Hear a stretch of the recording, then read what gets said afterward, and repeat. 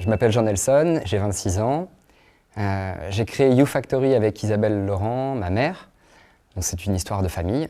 Et YouFactory, c'est un espace partagé de production qui permet aux entreprises et aux entrepreneurs de la région lyonnaise de pouvoir accéder à des espaces d'ateliers mutualisés qui leur permettent de fabriquer des pièces, de la pièce unique à la petite série.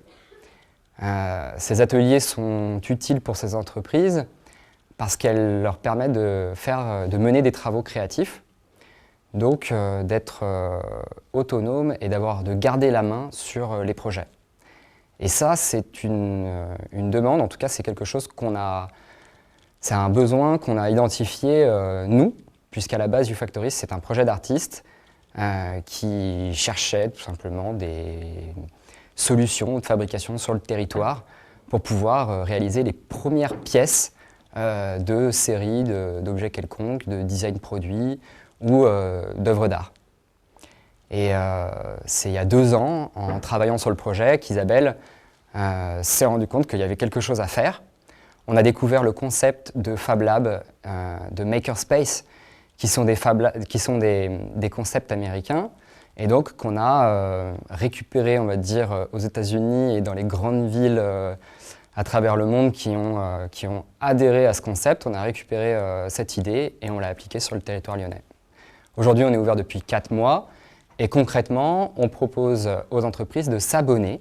Et dans le cadre de cet abonnement, elles peuvent venir travailler lorsqu'elles le souhaitent sur réservation dans les ateliers avec l'encadrement de professionnels qui vont partager leur expérience et partager leurs compétences. Et donc c'est en ce sens-là qu'on est une usine collaborative, c'est-à-dire qu'on réunit toute une communauté d'entrepreneurs et d'entreprises qui sont fédérés autour de la mutualisation de cet outil technique, de ce plateau de production et des compétences qui sont aussi à disposition dans le cadre de l'abonnement. Notamment aujourd'hui, depuis 4 mois, on a des ateliers conventionnels de menuiserie, de petite ébénisterie, mais on a aussi et surtout des ateliers numériques avec ce qui se fait de mieux en termes de fabrication assistée par ordinateur ou fabrication numérique, comme on a souvent l'occasion de le lire dans la presse, c'est-à-dire les fameuses imprimantes 3D, mais aussi des machines de découpe assistées par ordinateur, comme une fraiseuse numérique, une découpe laser, ou encore des scanners 3D qui permettent de passer d'un modèle réel à un modèle en 3 dimensions, bien évidemment sur ordinateur. Il n'y a pas un lien direct entre l'innovation et la technologie. La technologie est une manière d'innover. On peut en réalité innover sans avoir besoin de la technologie.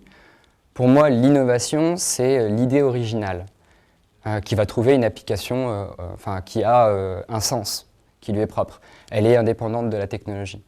Aujourd'hui, on fait souvent l'amalgame entre technologie et innovation. D'ailleurs, parfois on parle d'innovation technologique. En fait, la réalité, c'est que nous, ici, on crée des idées et après, on utilise la technologie pour soit trouver des solutions pragmatiques et non technologiques, du point de vue de la recherche, ou soit prototyper des idées qui, d'un point de vue technologique, sont innovantes et qui vont parfois pouvoir sortir des laboratoires. Ma fonction à YouFactory, elle est de travailler l'offre.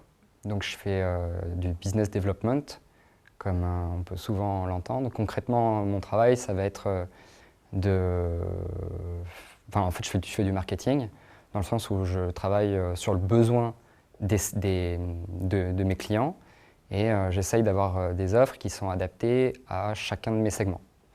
Et donc du coup, le plus gros challenge dans ce travail-là, c'est de prioriser et de faire des choix et de se dire qu'on va plus aller sur un besoin qu'un autre et après d'arriver à l'argumenter de manière rationnelle. C'est toute la difficulté de ce métier.